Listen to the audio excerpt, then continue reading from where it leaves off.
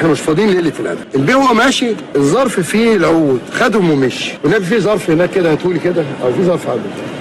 وقال للاداري احمد ابراهيم انا هوريهم لوالدتي خلاص. وانا مضيت والدتي تمضي جنبي عشان افرحها، فالاداري خدهم وبيتحاسب الاداري دلوقتي. سيف مضى اهو وكيله بصم كام نسخه 4 المبالغ محطوطه. فانا فين يا ابني العقود ده عشان نوثق. الاداري قال لي للاسف سيف هو خارج خدهم وطلع بيهم في كانوا في ظرف. فلما كلمه قال له يا ابني انت العقود معاك ليه بتاخدهم ليه؟ قال عشان والدتي تمضي جنبي. ماشي المفروض كان جابهم امبارح كان ايه؟ السبت. الراجل جه وقال له جاي في الطريق وما جاش. طب ايه بقى ما جاش؟ فوجئنا ان سيف عايز ياخد 12 مليون جنيه في السنه. بقول لك ايه، خد سيف كمان سيف طلع لي العقد. اوف عقد سيف مع الزمالك مش صح.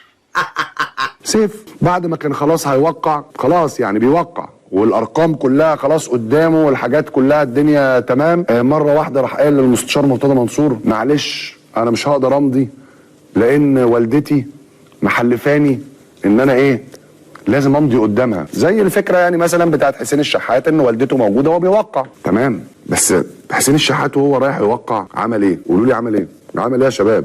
خد امه معاه. سيف راح وما خدش والدته معاه.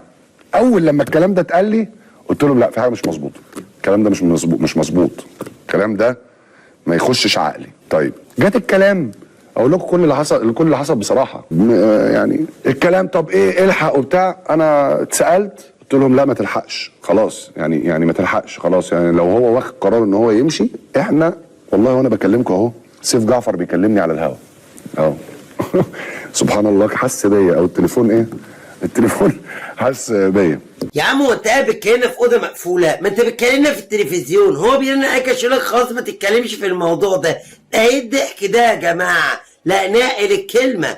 الواد سيف وجعفر خلاهم ايه؟ بقول لك ايه، مره واحد سيف وجعفر حضنوا رئيس ناديه اتعور. مع السلامه. بقول لك يا ابني ده انا كنت بشيلك على كتفي. انت ضيعت تاريخ جعفر في النادي وربنا وفقك في بيراميدز. رجع لنا عقدنا مش كده برضه؟ العقد يرجعها. تلعب في بيراميدز، تلعب في الاهلي، تلعب في اي مكان، انت بعت النادي والراجل مش عايزه. هو كان موجود قال لي مش عايزه لا هو ولا اسامه. وادي المواقع اللي انتوا قلتوا عليها الراجل ده اهو قدامك اهو. دهنته ولا شتمته؟ انا قلت له كلمتين. موضوع السيف ما دام ما جابش العقود ورجع وسرقهم من الاداري من غير ما ياخد باله، قلت لك اعتبر الموضوع ايه؟ منتهي. ليه كريستيانو اسمه كريستيانو رونالدو؟ جماهير الزمالك دي قصه سيف. اللي هيبكي عليه يبقى ما بيحبش الزمالك. احنا كل اللي طلبه ايه عملتوا له ولا ما عملتولوش؟ حصل. امبارح حضرتك مخلي خزنه فاتحه وفوق الايه كمان؟ فوق الطاقه. مظبوط؟ ده حقيقي. قال لك كل اللي طلبه عملناه. فرق كبير قوي يا جماعه ما بين نادي قاعد عمال يهنن لعيب تاريخه كله جول في الترجي ولسه مكتوب اسمه بالقلم الرصاص، ولما الاهلي قال للكابتن رمضان قدامك ساعه وترد علينا. يا عيني على الاهلي وجماله، نادي الكبرياء يا جماعه، مش مهزأ بيجري ولا لعيب مضحكه. ما انت بتتكلمش على كولر عشان الناس بتزعل. على مين؟ على كولر حتى. لا انا بقول لا ده عبقري. بص الله لا بص لا بس في حاجات يا كابتن ميدو. انا بتكلم بصراحه. انا ما ينفعش اتكلم. يا عم قول رايك. هو في حد بيحجر عليك؟ لا انا مش بتكلم على كولر. قول رايك. انا مش بقول رايي الناس بغلط فيه. انا يعني ما بقولش رايي ان انا بغلط فيه. انا بتكلم في ايه؟ ان انت اتفضل حضرتك اتفضل. طب انا ماسك ما برد عليك. قفشه يا جماعه لعب كام دقيقه لسه من 3 ايام. ما انا بس اصل في حاجات المدرب بيفكر فيها.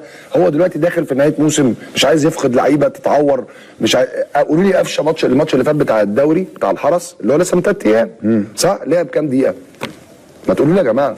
اتكلم يا كابتن الماتش بتاع الولاد النهائي برضه احنا اتكلمنا في النقطه ديت اللي الكابتن رامي بيتكلم فيها ان اوقات كبيره جدا لعب 76 دقيقه. اسف 76 دقيقه. الفريق اللي بيلعب هو قفشه ما ورهقش طول السنه وما كانش بادئ يعني انا قصدي مش فارق معاه ان هو لو لعب كل 3 4 ايام ماتش مش فارق مع قفشه ان الامور بالنسبه له برضه ما شاركش كتير طول الموسم. لكن انا بتكلم الراجل ما عندوش المرونه التكتيكيه. الراجل بيكسب وبقاله 31 مباراه. ده الراجل ماشي بشكل كويس جدا طبعا. لكن انا مش عارف جايبين احمد دوودار وواحد شبه حسام حسن ابراهيم حسن بيتكلموا على كولر ليه؟ ده الانصاص قامت والقوالب قامت والفرخه كلت بيضها. بيضها. حضرتك الولاد اللي عندك، الواد هاني ده الاهلاوي ده والواد عمرو الاهلاوي، هو ما عندهمش الا لعيبه الزمالك دلوقتي. يعني احنا دايما بنتكلم على العلاقه اللي بيني وبينك علاقات محترمه. وانا لما اكون عايز لاعب من عندك مش انا عبد الله السعيد لما جيت طلبه تاني مش طلبتك انت الاول واستاذنتك المره الاخيره ديت وقلت لي بالحرف عبد الله السعيد من اصول النادي، ما جيتش ناحيته خلاص. دي الاصول اخ سالم، دي الاصول اللي اتعلمناها. وانت راجل اماراتي محترم، شعب الاماراتي شعبي بيفهم في الاصول. هو مفيش الا لعيبه الزمالك. اي لاعب لسه كده طالع من الحضانه، ها الواد محقاني ده ولا الواد الثاني ده اللي اسمه عمرو، اسمه عمرو ايه؟ الواد الثاني عندهم عمرو بسيوني، عمرو بسيوني. في واحد ثالث معاهم غير عمرو بسيوني، وعمرو هاني في واحد ثالث اللي هو وكيل لاعبين. هو عمرو بسيوني؟ لا، في واحد ثالث وكيل لاعبين. ممدوحي مش هيبقى مدير تنفيذي في النادي. شيخ سالم انت محترم وبلدك محترمه، لم العيال دي تاني، لم العيال دي. يعني هما لما خدوا شريف اكرام واحمد فتحي وعبد الله السعيد ورمضان صبحي وخدوا الاخ احمد الشيخ كان عادي، لكن لما راح خدوا منك سفر وجعفر، لم العيال دي. احتراف يا حبيبي، احتراف. ليه ايجابيات وليه سلبيات. دوري انا اتكلم في السلبيات، لكن لما باجي انا اتكلم في السلبيات يا كابتن رامي الناس تقول لك انت بتتكلم على كولر ده العبقري بتاعنا ده جدي. احنا مش بنتكلم على كولر اللي احنا بنتكلم عليه، لا احنا بنتكلم في ماتشات على اي حاجه. يا كابتن لا انا بعلم كولر احسن من مورينيو وجوارديولا. انا شايف خليهم عشان الناس تفهم. انا اقول لك مش فاهم. انت برضه بص انا هفهمك. هو كده لا بالهدوء بالهدوء. يا دودار مدرب كويس، مدرب كويس طبعا، مدرب كويس ومدرب كويس ومدرب عظمته في بساطته والواقعيه وبيدير الماتشات كويس وطور لعيبه. ايه اللي انا بقى يعني الكلام اللي انت بتقول عليه، بس لما بيكون في سلبيات لازم تقول طبعا المشكله. ايوه لكن الناس بقى لا مش متقبله ان انت تتكلم ما تقبلش يعني انت قول رايك. لا كولر، لا انا مش فاهم. كولر مدرب كويس، لا مدرب كويس، ما حدش هيتكلم عليه من اول يوم. احنا بنقول ايه؟ في مباريات بتلعب بطريقه وفي ماتشات بتلعبها بطريقه ثانيه. هي دي اللي احنا بنتكلم فيها، لكن احنا مش بنتكلم عليك كمدرب ان انت مدرب قليل. لا كولر مدرب كويس ناجح ماشي كويس بطولات طبعا. مارسيل كولر من ساعه ما جه الاهلي خد السوبر المصري وخد السوبر المصري تاني، واحده من الزمالك وواحده من بيراميدز، خد كاس مصر من بيراميدز، خد بطوله افريقيا من الوداد، كسب النهارده مركز رابع في كاس العالم للانديه. الراجل بسم الله ما شاء الله بطوله الدوري خلصانه وكل عام وانتم بخير، مكمل في كاس مصر الجديد ولسه طالعين بيقيموه. الناس دي مضحكه قوي. طب انت كانت بتيجي عروض لحسين الشحات طبعا خارجيه؟ طبعا. كان حسين قافل الكلام ده معاك؟ بص يا كابتن عشان نكون قايمين معاك كان فيهم فوضات اكيد، بس هو كان الموضوع محسوم للنادي الاهلي في الاول وفي الاخر يعني ما انت برضه وكيله خد بالك، انت تلاقيك كنت بتفرق برضه. لا ما بفرق مش هقول لك لا، بس ما اقدرش افرق. ما انت وكيله لازم تكون مأمن برضه بلان 2 بلان 3 اكيد. لا يا كابتن انا والله صدقني يعني انا كنت قلت حتى للناس في النادي انا مش همشي من النادي الاهلي لما انت تقول لي امشي، غير كده انا معاك. تمام. طب يعني ما فكرتش قلت مثلا يعني اكيد الارقام بره مهما كان يعني بالارقام اللي احنا بنشوفها يعني السنه بره تعمل 3 سنين بالارقام اللي هياخدها حسين مع النادي الاهلي، ما فكرتوش فيها انت وكابتن حسين بالبعد ده؟ ما انا يا كابتن لو كنت عايز افكر كنت فكرت في الاول لما في العين، يعني اللي مش خلاني يعني اللي خلاني كنت ما فكرتش اول مره افكر تاني وقت ما كنتوا في العين بالظبط كده. لكن ما فكرتوش فيها كده خالص؟ لا ما حسبناش كده والله خالص كده. طب والحاجه الثانيه واضح ان يعني انتوا بارين جدا بالوالده. الحمد لله. طب بصراحه كانت مفاجاه لحسين فعلا؟ والله العظيم يا كابتن ما كانش حد يعرف خالص غير انا، وقلت للكابتن سيد والكابتن سيد ما ترددش يعني ان الحاجه هي يعني حسين اتفاجئ بوالدته قدامه والله. شكرا للنينجا اللي بقى وخان غير اللي اشترى كيان. شكرا حسين الشحات. اللعيب لابس يعني هو دخل جوه يعني هو رئيس الزمالك هو رئيس الزمالك بيكذب يعني؟ لا احنا قلنا بيكذب. انا بتكلم بشكل عام. الكلمه نفسها لو كان ده حصل فدي مسؤوليه يعني انا يعني لازم يتم فتح باب التحقيق.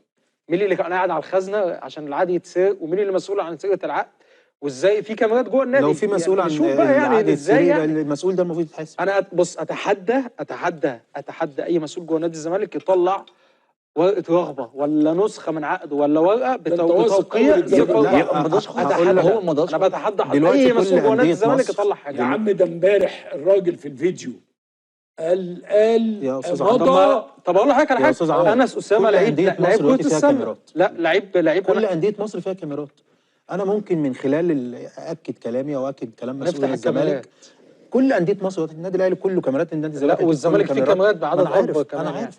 انا اجيب القعده اللي اللعيب بيمضي فيها، واجيب اللقطه اللي اللعيب سرق فيها العقود وهو خارج من النادي لا وما قالش وتعاقب. سرق العود في القعده ولا لا. بغض ممكن يكون النظر يعني بالليل انا الصبح بتكلم كده. بغض النظر في القعده الوقت اللي اللعيب سرق فيه العقود لا انا بتكلم بجد يا كابتن طارق. اصل دلوقتي ان انا ابتدي كابتن طارق مش عاجبني فاروح ايه مديله واحده كده يا وخلاص. محمد يا عم لا سيف وقع ولا مضى على عقود ولا اي حاجه، وكلها افلام هندي. ده لو اسماعيل ياسين ولينين الرملي موجودين مش هيضحكونا كده. كفايه اولادكم شكاير الضحك بقى. لا تبقى معانا الفيديو ولا الفيديو لحدنا انت برنس باريس المستبرت بس تفستنسه. انت اتاكد انك مدينا لايك، ما تيجي الفيديو، مشترك في القناه، ما تجرس فعل كل شير على في كل مكان، واستنونا